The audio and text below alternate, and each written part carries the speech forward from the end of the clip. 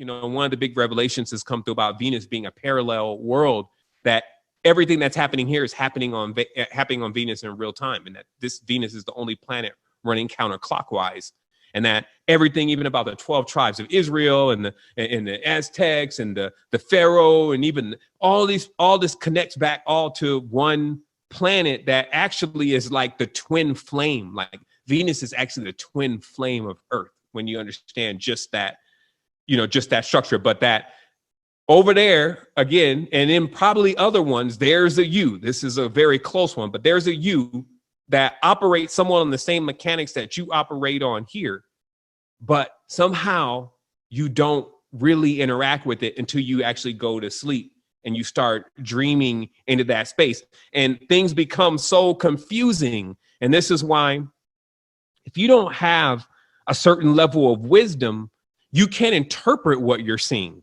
This is like one of the deeper secrets. It's like, there are things that you can look right at and just never figure out what you're looking at, because you don't have the wisdom to be able to actually really say, this is what I'm looking at.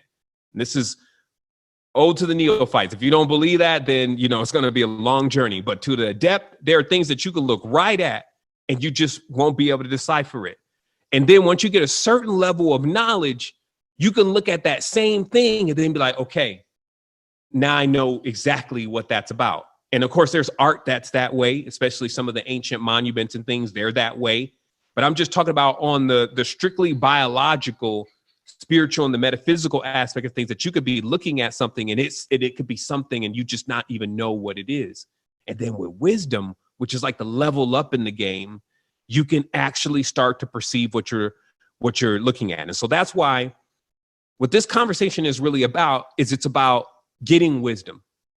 It's about getting a stage of awareness, and let's just say wisdom as itself, from the parents and the other beings that have always been traversing this space, but not getting all of the knowledge and wisdom, because that is pretty much non-applicable.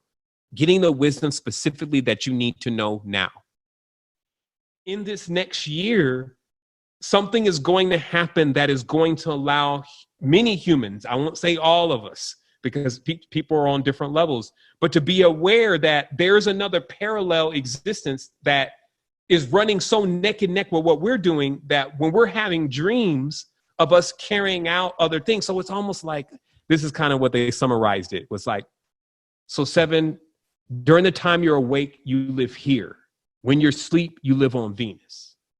And you're not completely seeing what you're doing there. It's like you're looking through a filter, and this is what you're calling the dream.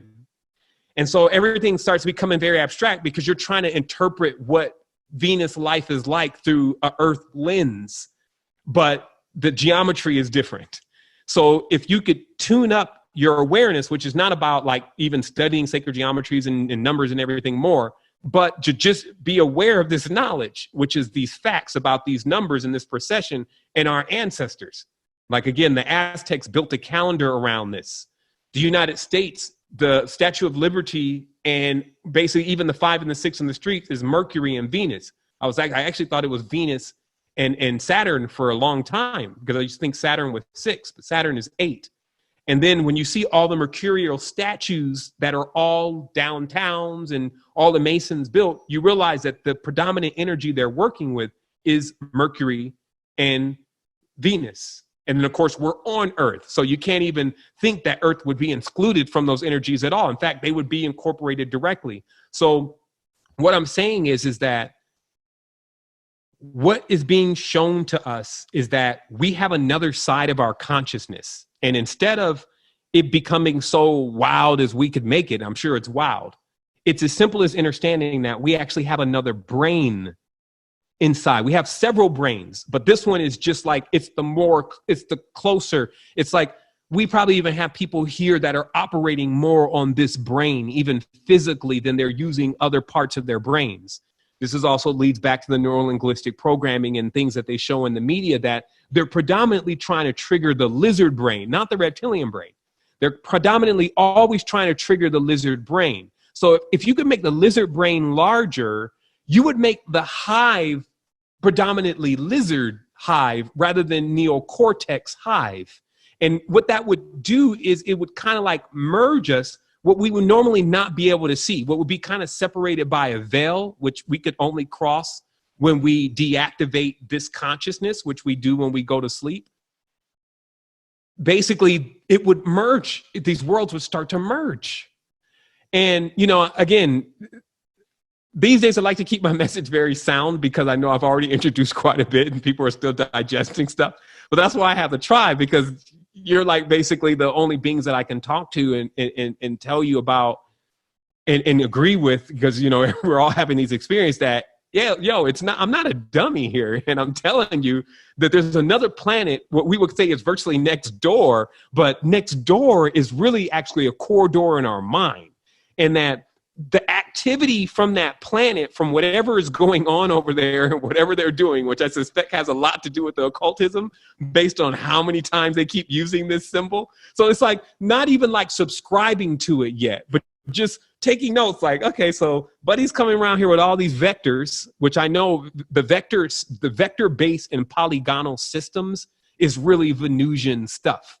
It's like when you see vector based technologies, this is like the V itself. That is why there is a V in Venus and there's a V in vector and there's also a V in vagina. So the reality is that you have so many signs.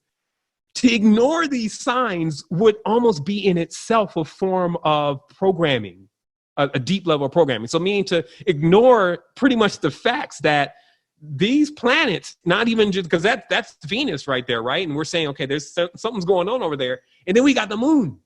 And the moon's always up to something and always bringing in certain kind of energies. Like each moon, this was the kind of, I always try to just demarcate as the moon, because before I even knew it was new moon, the energies were already coming.